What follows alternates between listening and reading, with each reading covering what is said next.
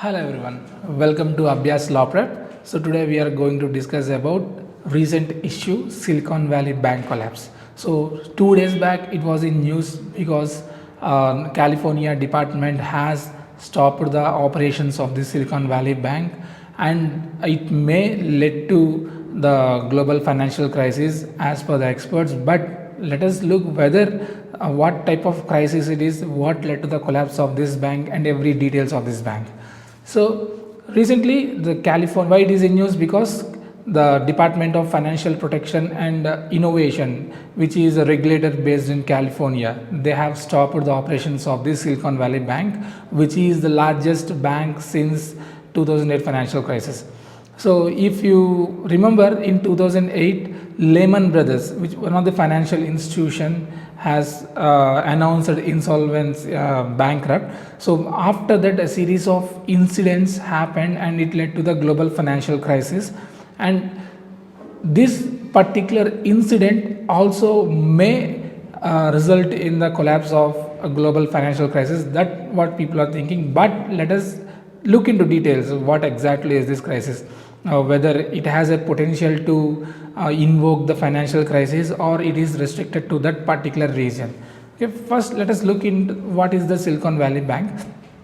As you know, Silicon Valley is famous for tech based companies. So this particular bank has situated in the Silicon Valley, and it is the largest bank in Silicon Valley and 16th largest bank in entire USA. So the focus of this company is to fund tech based companies and startups. Generally, banks will fund to all types of sectors: real estate, construction, healthcare, transportation, etc., etc. But the major objective of this Silicon Valley Bank is to fund tech based companies, so tech startups as well as regular tech companies. And the major clients to this particular bank is also tech based companies. So they will fund to tech industry, and they will take deposits from the tech industry as well. And it has an operations in 13 countries. So this is the working operation capacity potential of this particular bank. So this is in short about the Silicon Valley Bank. It is one of the 16th largest bank in entire US and the largest bank in the Silicon Valley. Now let us look into the concept involved here. See, before looking into the issue, if we have some clarity in the concept, then it is very easy for us to understand. So the concept involved in this particular topic is about debt bonds. You need to know about debt bonds. See, it is also a part of share market. There are two types of shares available.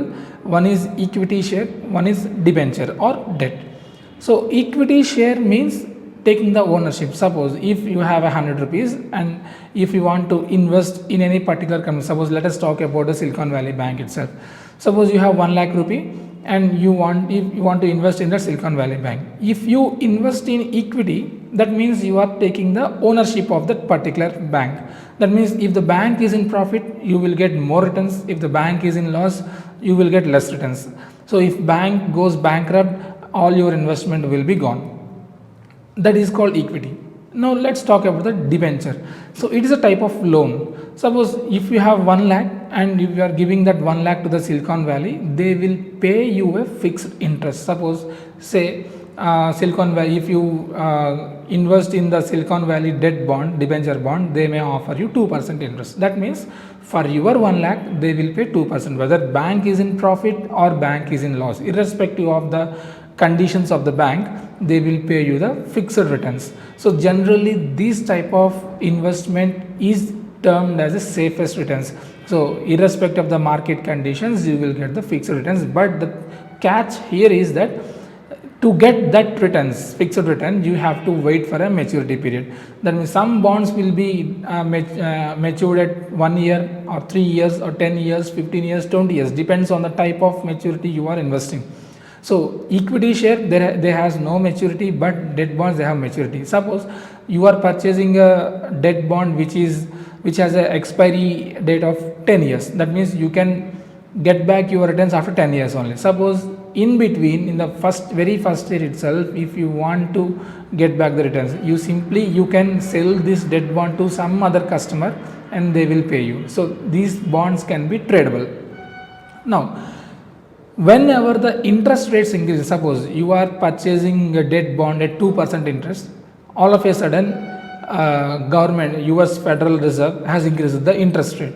That means, so now interest rates become 6, assume the interest rates become 6%.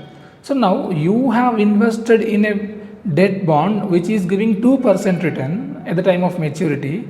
Suddenly government has increased the interest rate which is giving 6% at the time of maturity. That means your investment is giving less return compared to the latest interest rate announced by the government. So automatically people will show interest in the highest returns, right? So whatever the investment you have purchased, the amount which you have purchased in the bond, people will show very less interest purchasing the bond from you.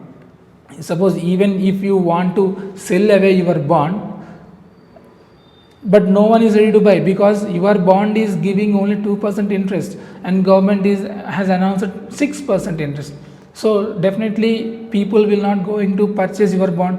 So in order to encash that bond, you have to sell the bond at less price.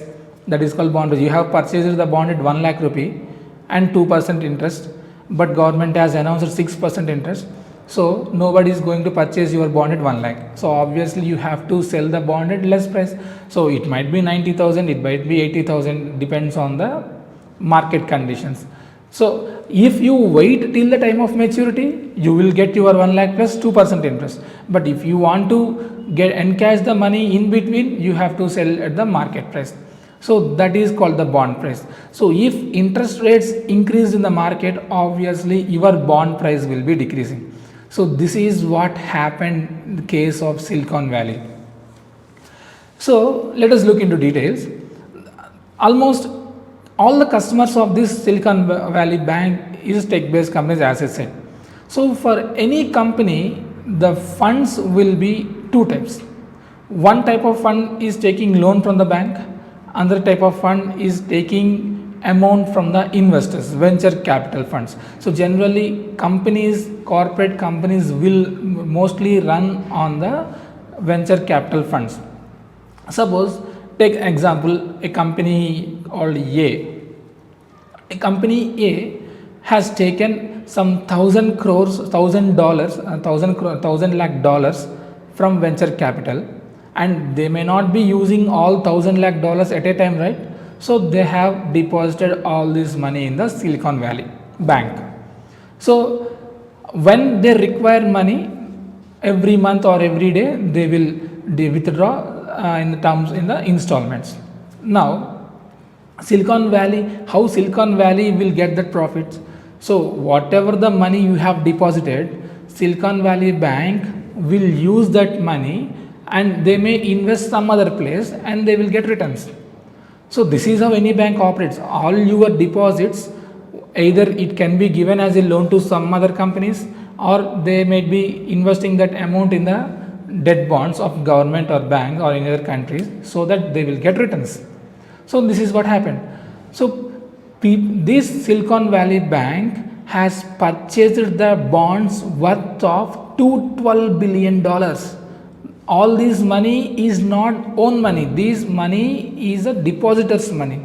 So whoever deposits in this particular Silicon Valley bank, this money was invested in the form of bonds by the bank, so that they will get returns.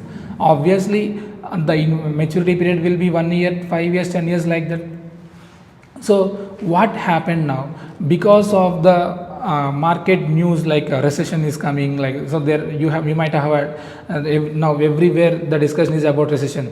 So people, the IMF, World Bank, everyone is expecting the recession kind of conditions in 2023. So all the tech based companies, they have reduced their funding, and new venture capitalists are not ready to fund a fresh amount.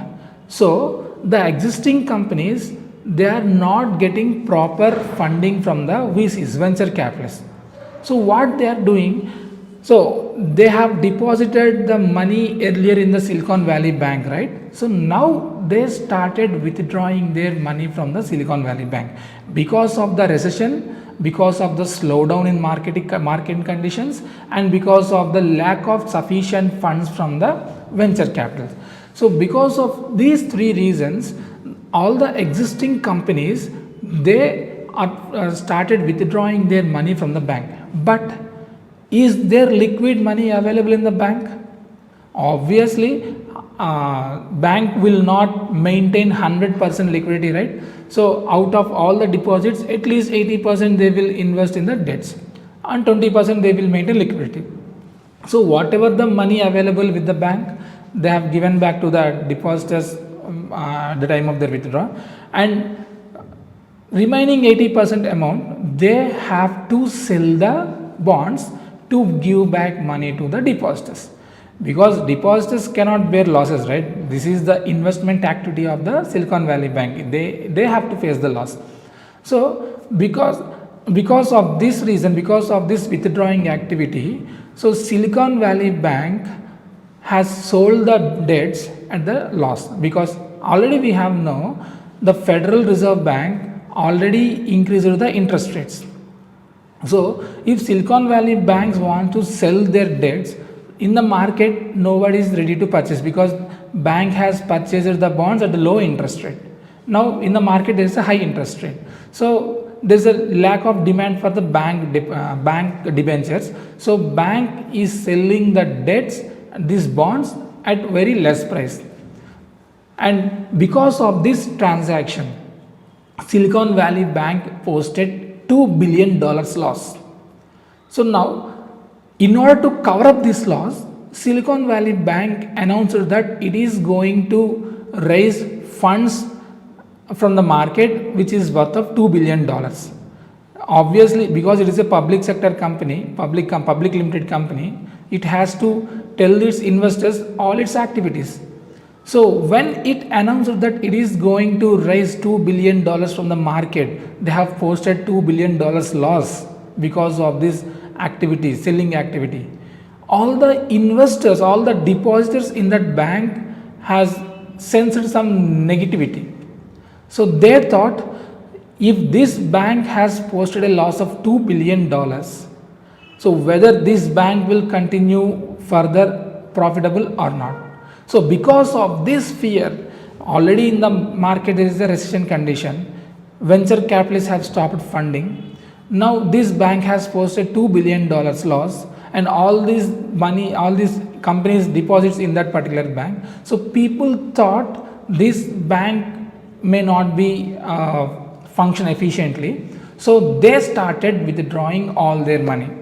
So out of fear, every customer of that bank, they went to the bank and they started withdrawing that money. This is called bank run.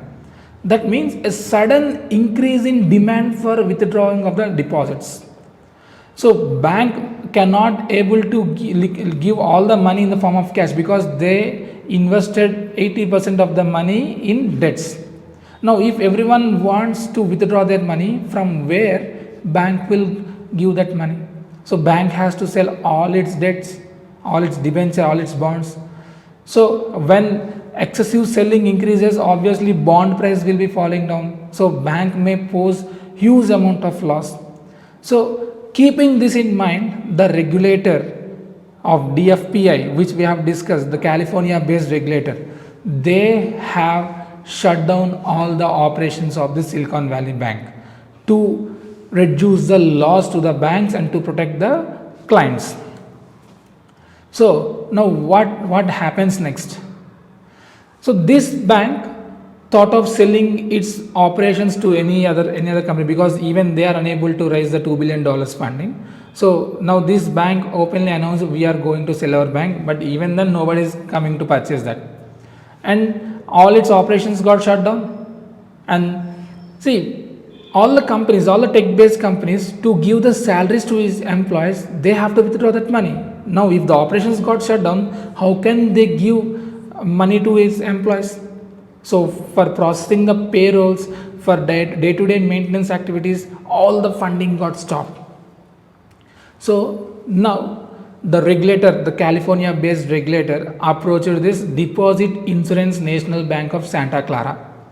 So all the deposits which is less than $250,000 will be protected, because these banks, every bank account will be having an insurance. Even in India, our bank accounts are insured, but there is a upper limit. So in USA, the upper limit for the insurance is, for insurance of deposit is $250,000. Anyone who has deposited less than $250,000, their money will be protected, even the bankrupt. So whether the bank is functioning or bank is shut down, deposits up to 250,000 are protected. But the thing here is 80% of the depositors of that particular bank are more than $250,000. That means their funds are insecure. So those accounts which are having less than $250,000, they get back their money. But those accounts who are maintaining more than $250,000, they have to wait until further process, because this Silicon Valley bank has to sell all their debentures, or they has to give back that debentures to the government and get back their interest. So after all this selling, after liquidating all the assets, then only they can pay back to the customers. But as I said, the bond prices have reduced, they will not get the amount which they have invested. So what is the future of the industry then?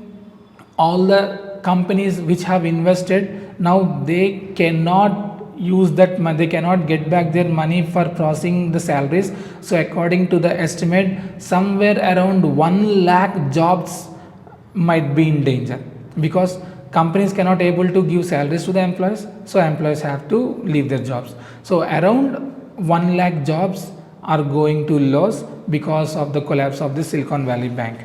So what effect is there on India? Whether India will face the crisis or not depends, because if Indian companies deposits are there in Silicon Valley bank, then Indian companies also have to face the loss. If Indian companies have no deposits, there is no loss. See, this is not a regular bankrupt, this is a bank run, because out of fear all the clients went approached the bank to withdraw their money. Bank has a money in the form of asset. If they wait till the time of maturity, all the money can be returned. But if they don't want to wait, they will be in loss. So this is not a regular kind of bankruptcy. This is not any scam kind of thing, but this is lack of foresightedness. So bank instead of diversifying its portfolio, it has invested all its money in debt bonds, which is having a larger maturity period, and they are focusing only on the tech based companies. Because of this narrow functioning of this bank got collapsed, and it is not a regular kind of scam sort of thing. And after the news came, HSBC has announced that it is going to purchase Silicon Valley bank at the price of £1, that means 99 rupees. So because Silicon Valley bank has nothing to do, they cannot do anything. So at least if they merged with HSBC may return back some amount of money. So this is what happened, and this is only information, so we have to wait for further clarification. Now some additional information, as we have discussed already about financial crisis of 2008, which is the collapse of Lehman Brothers, and DICGC in India. As we discussed, deposits up to $250,000 in USA is insured. In India also, all the deposits which is less than 5 lakh rupee are insured by Depositors Insurance Credit Guarantee Corporation, DICGC. It is a subsidiary of RBI. So all the deposits who are having, which is maintaining less than 5 lakh rupee will be protected. Whether the bank shut down its operations, whether the bank is in loss or in profit, deposits up to 5 lakh will be protected. And impact on India, we have already discussed. And after the collapse of this Silicon Valley bank, there is one more news erupted, shutdown of Signature Bank. So we have to wait for the further details. So have a look of this Signature Bank, which is based in New York. It is also got shut down. So next, and until then, so all the best. So prepare in this manner for your CLAT examination. Okay, take care.